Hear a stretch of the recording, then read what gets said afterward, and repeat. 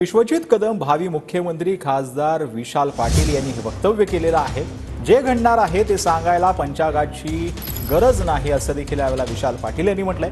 तर विशाल पाटील बोलले ते सोडून द्या, उगाच चर्चा नको असं विश्वजित कदम यांनी म्हटलेलं आहे।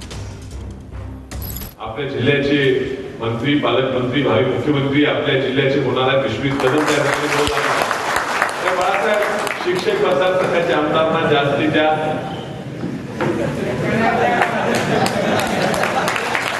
त्याला काय भविष्यवाणी लागत नाही, त्याला काय पंचांगांच्या बघा लागत नाही, ते घडणार आहे, ते घडणार आहे आणि ते लोक ठरवणार आहे।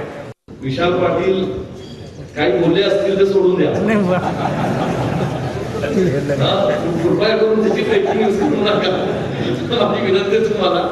कारण ते आमचे बंधू आहेत आणि आमचं सध्या एकदम जिव्हाळ्याचं घट्ट नातं आहे, म्हणून भावनेच्या आधारे प्रेमापोटी काही गोष्टी ते सांगलीकरांच्या वतीने बोलत असतील, पण तो फार विषय उगाच काहीतरी त्याच्यावर बातमी करू नका अशी माझी नम्र विनंती तुम्हाला। ते होतं काय, सगळेजण हातून माझ्या मागे लागतात।